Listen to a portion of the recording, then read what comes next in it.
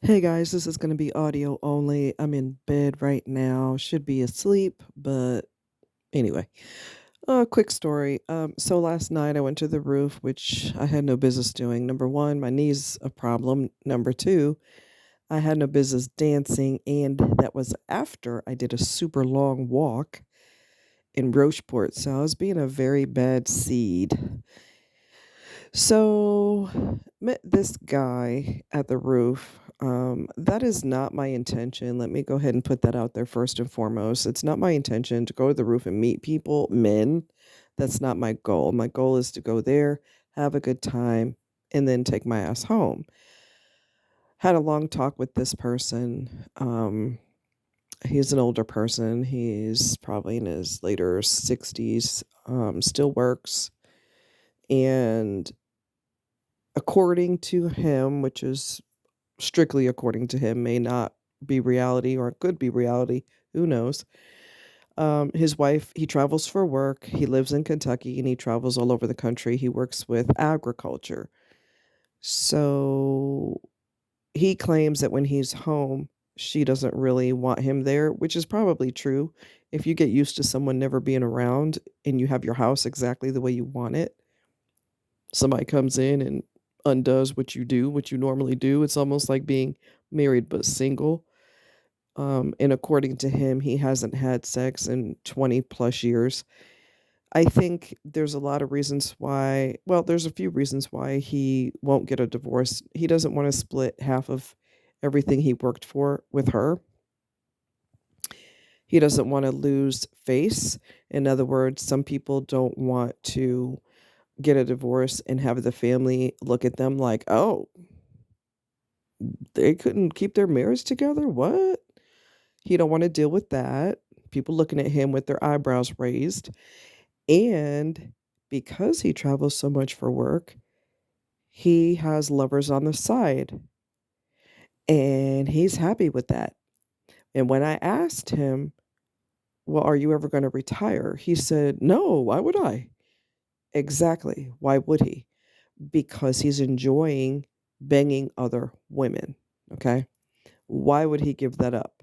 His job encourages him to bang other women because you know, while he's traveling, he's bumping and grinding. So there is absolutely no reason to retire whatsoever. He has too much freedom running around.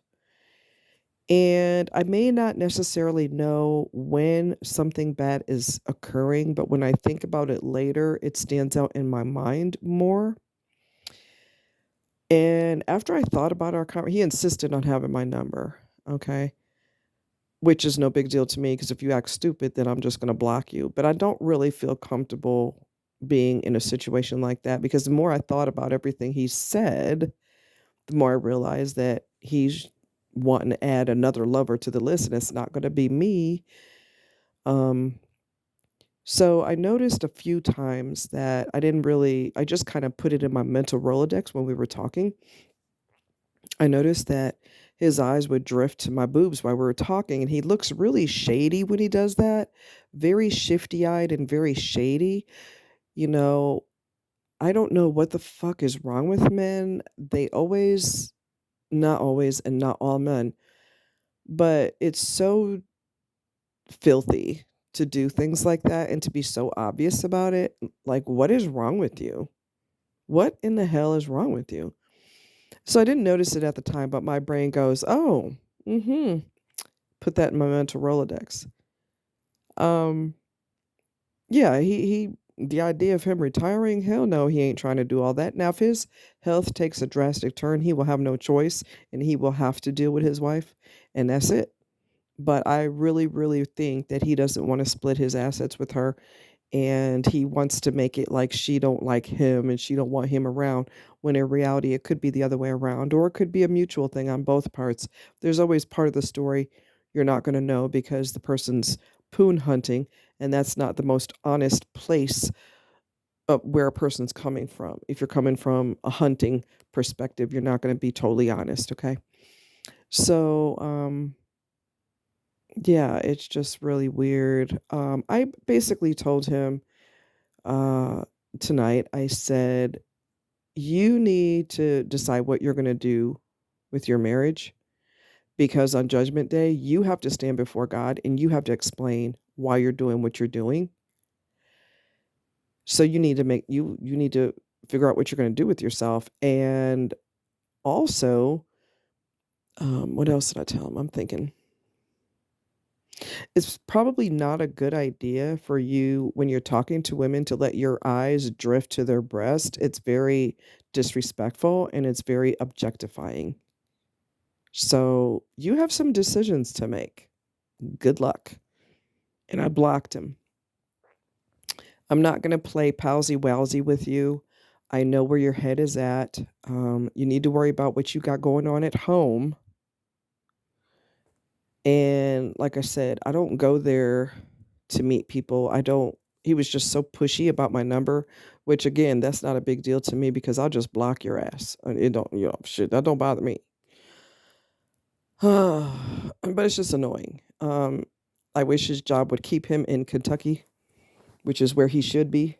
And you just deal with your wife. You married her, you had children with her, you made a permanent decision to marry her, you made a permanent decision to have children with her. So you need to figure out what you're going to do with that.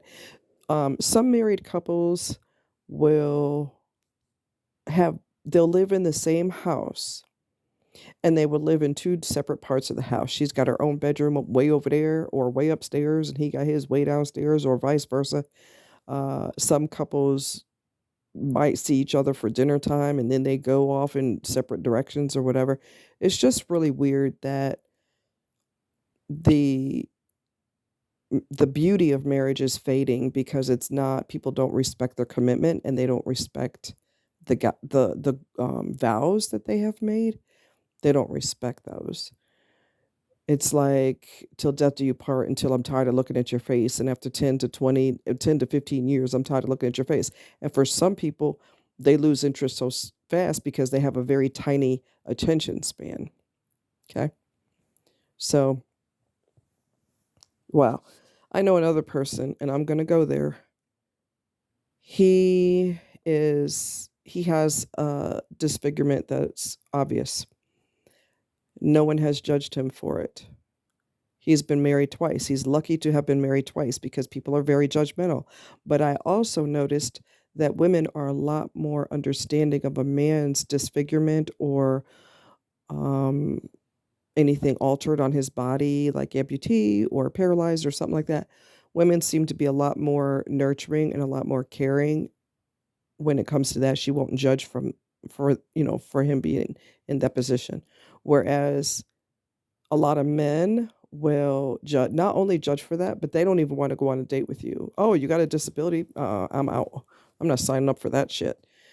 I also saw a video where, and I may have to share it with you guys one day.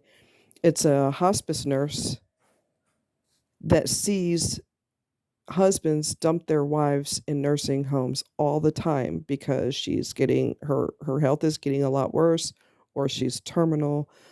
He don't want to deal with it. She sees a high percentage of husbands dumping their wives in nursing home. She said when it's the husband who is ill or terminal, the wife will stand by his side no matter what. And we're talking normal people. We're not talking toxic, narcissistic people. We're talking about fairly normal people.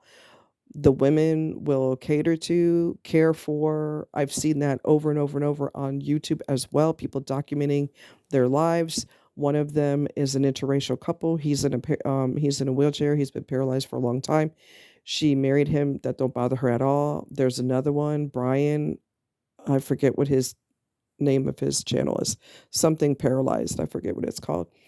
He recently got married, and through, I guess, in vitro, they managed to have a child because women are more understanding about that and men are very judgmental about that.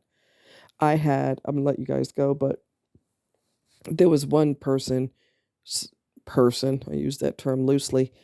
When I was dating, I wouldn't tell people that I had a disability because they automatically run away. So you get to the point where that sounds about right, and you just don't tell these fools. Um, so I had told me and this guy had talked for a couple of days back in the day when I used to date. I don't bother with them no more.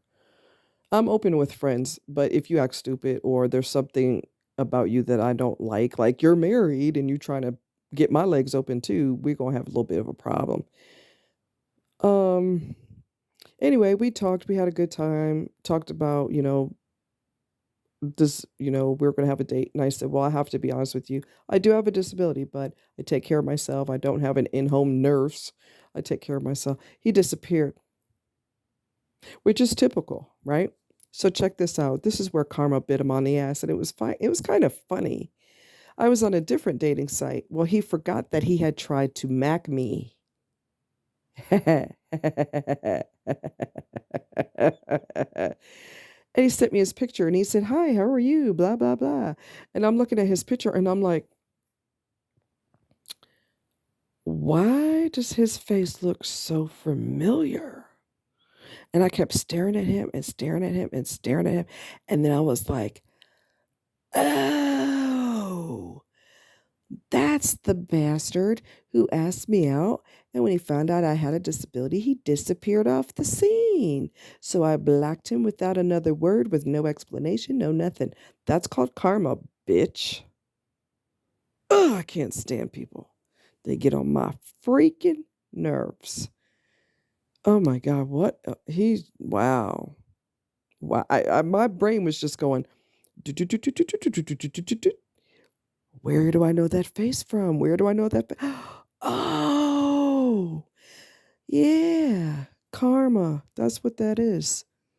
You'll never be going out with me. Forget it.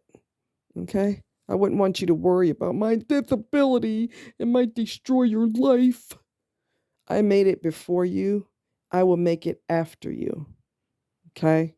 Don't even let your ego explode to the point where your head is so big you can't walk through a doorway because you assume that I need you to take care of me. How the hell did I take care of myself before I met you? Exactly. Okay? I knew I'd take care of myself before I knew you, and I'll take care of myself after I get rid of you. It's just that simple. All right, you guys take care. Much love. Bye bye.